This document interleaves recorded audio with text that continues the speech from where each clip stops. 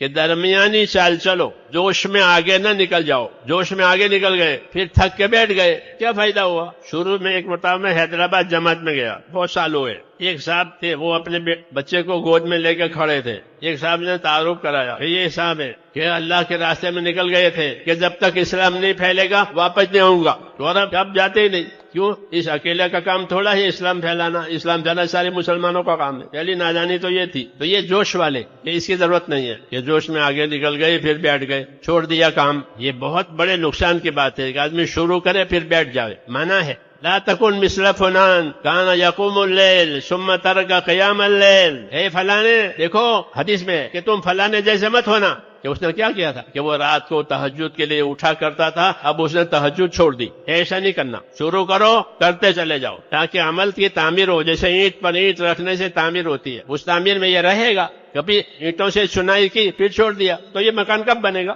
اس لیے کہا ایسے نہ بنو کہ کام شروع کیا پھر چھوڑ کے بیٹھ گئے. یہ اللہ کو بہت ناپسند ہے. تو نے کیا خرابی دیکھی کہ چھوڑ کے بیٹھ گیا؟ کوئی خرابی ہو تو بتا، کوئی نقصان کی بات ہے تو بتا. کام کو چھوڑ کے بیٹھ گیا. اس کی وجہ یہی ہے کہ سمجھ کر کے نہیں کر رہے تھے. سمجھ کر کے کرے تو نہ چھوڑے، نہ سمجھی سے کرے نہ سمجھی سے چھوڑ دے. ایسا نہ کرے. کام کو سمجھ کر کریں اور آخر تک کریں. یہ اس کا حکم ہے. ایک تو یہ ہے کہ اپنے آپ کو اس کا پابند بنانا. جوش میں آگے بڑھنا نہیں ہے اور سستی میں پیچھے رہنا نہیں ہے. دونوں منع ہے کہ جوش میں آگے نہ نکلو اور سستی میں پیچھے مت رہو. درمیانی چال چلو تاکہ آخر تک نبھاؤ ہو. سستی بھی نہ کرے کہ سستی کرنے والا جو ہے وہ محروم رہتا ہے. سستی کسے کہتے ہیں؟ سستی کا مطلب یہ نہیں کہ پلنگ پر پڑا رہے لیٹ. سستی اسے کہتے ہیں کہ ایک کام ہے، اس کی ذمہ داری سے پورا کرنے کی طاقت ہے پھر بھی نہ کرے. اس کو سستی کہتے ہیں. ایک کام ہے، اس کے پورا کرنے کی طاقت بھی ہے لیکن نہیں کرتے. پہلی سب میں نماز پڑھنے کی طاقت ہے، نہیں پڑھتے. جماعت سے نماز پڑھنے کی طاقت ہے، نہیں پڑھتے. یہ کون ہے؟ کہ یہ سست ہے. ذمہ داری سے کام کرنے کی طاقت دے رکھی ہے، اس ذمہ داری سے کام نہیں کرتے. اس کو کہتے ہیں سستی. جو لوگ سستی کے نمازی ہیں ان کے لیے عذاب بھی ہے.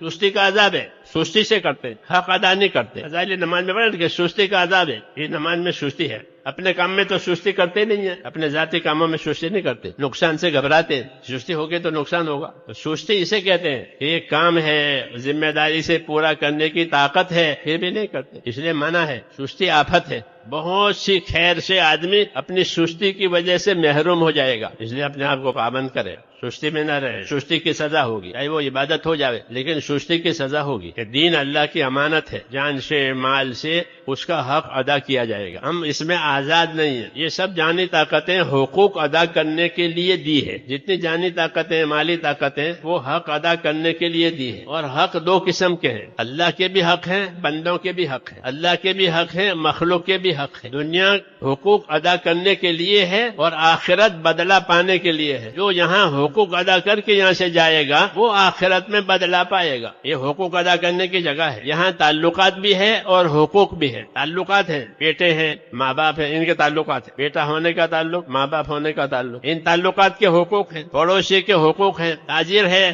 اس کے اور گاہک کے حقوق ہیں. سب کے حقوق ہیں. دنیا ہے دارالحقوق. بکری پالی ہے تو بکری کا حق ہے، گائے پالی ہے تو گائے کا حق ہے. جانور، حضور صلی اللہ علیہ وسلم لوگوں کو ڈراتے کہ جانوروں کے بارے میں اللہ سے ڈرو. یہ گونگے ہیں، اپنی حاجت بتا نہیں سکتے، اپنی تکلیف بتا نہیں سکتے. ان کے بارے میں اللہ سے ڈرو. جانوروں کے بارے میں دارالحقوق ہے دنیا. اس میں حقوق ادا کیے جائیں گے. دین آتا ہے حقوق کی تعلیم دینے کے لیے. سب سے پہلے اللہ کا حق. اللہ نے پیدا کیا ہے، اللہ روزی دیتا ہے، زندگی دیتا ہے، سب کچھ وہی دیتا ہے. اس لیے پہلا حق اللہ کا کہ اللہ کو ایک مانو، اس کا کوئی شریک نہیں ہے اور اس کی عبادت کرو. یہ اللہ کا حق ہے. پھر آپس کے حقوق ہیں، کیونکہ ہمارے آپس کے تعلقات ہیں. جانوروں میں کوئی تعلق نہیں ہوتا آپس میں. بچہ بڑا ہو گیا، اڑ گیا، کون ماں کون باپ، کچھ نہیں. جانوروں میں یہ ہے. ہمارے ہاں یہ نہیں ہے. ہمارے ہاں تعلقات ہیں. رشتہ داری کے بھی تعلقات ہیں، ضرورت کے بھی تعلقات ہیں. دونوں حساب سے تعلق. دھوبی کو پیسے کی ضرورت ہے، آپ کو کپڑے دھلانے کی ضرورت ہے، تو دھوبی سے تعلق. ضروریات کے تعلقات، رشتہ داری کے تعلقات، مختلف تعلقات. ہمارے ان سے تجارتی تعلقات ہیں. یوں کہتے ہیں یہ بھی بیپاری ہے، میں بھی بیپاری، ہمارے تجارتی تعلقات ہیں. دنیا تعلقات کی جگہ ہونے کی وجہ سے اللہ تعالیٰ نے حقوق قائم کیے تاکہ کوئی کسی کا حق نہ مارے، حق ادا کرے.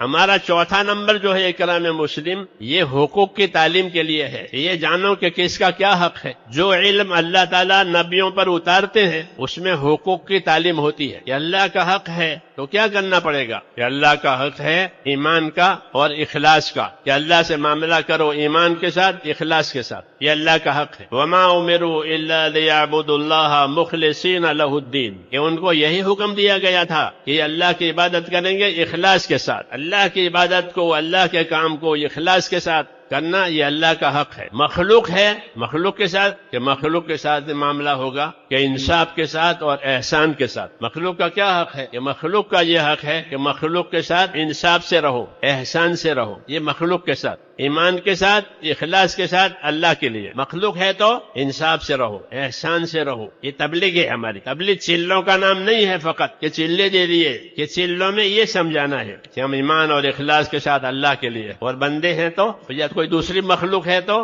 اس کے ساتھ انصاف سے اور احسان سے رہیں گے۔ انصاف کا کیا مطلب ہے؟ انصاف کا مطلب یہ ہے کہ جو چیز اپنے لیے پسند کریں گے وہی دوسروں کے لیے پسند کریں گے، جو چیز اپنے لیے نہیں پسند کریں گے وہ دوسروں کے لیے نہیں پسند کریں۔ یہ انصاف کا معیار ہے کہ تم جو چیز اپنے لیے پسند کرو وہی دوسروں کے لیے پسند کرو، جو اپنے لیے ناپسند کرو وہ دوسروں کے ناپسند کرو۔ اس سے مومن بنو گے، حدیث میں اس سے مومن بنو گے۔ تحب لنفسک تحب لغیرک ما تحب لنفسک، اپنے غیر کے لیے وہ پسند کر جو تو اپنے لیے پسند کرتا ہے، تو مومن بنے گا، اس کے حق کا امانت دار بنے گا۔ اور انصاف کا حکم دیا کہ انصاف سے رہو، جو چیز اپنے لیے پسند کرو وہی دوسروں کے لیے پسند کرو، جو چیز اپنے لیے پسند نہیں کرتی دوسروں کے لیے کیسے پسند؟ انصاف کرنا ہر وقت فرض ہے اور ظلم کرنا ہر وقت حرام ہے۔ انصاف نہیں کرے گا تو ظلم کرے گا، قاعدے کی بات ہے کہ انصاف سے رہو، کہ جو چیز اپنے لیے پسند کرو وہی دوسروں کے پسند۔ گالی کھانا کوئی پسند کرتا ہے کہ مجھے کوئی گالی دے، پھر دوسروں کیسے گالی دو گے؟ انصاف کرنا ہر وقت فرض ہے۔ کونوا قوامین بالقسط، انصاف کے ساتھ برابر قائم رہو۔ حضور صلی اللہ علیہ وسلم کے بارے میں کہ وہ امرت لأعدل بینکم، مجھے حکم ہے تمہارے درمیان میں انصاف سے رہوں۔ نبی بھی انصاف کا پابند، کیوں کہ انصاف نہیں ہوں گے تو حقوق ہی ادا نہیں ہوں گے، انصاف ہوگا تو حق ادا ہوگا، انصاف نہیں ہے تو کیسے حق ادا کرے؟ اس لیے کہتے ہیں انصاف کی صفت پیدا کرنے کے لیے اللہ کا خوف پیدا کرو۔ جس کے دل میں اللہ کا خوف ہوگا وہ انصاف سے رہے گا کہ مجھے اللہ کو جواب دینا ہے۔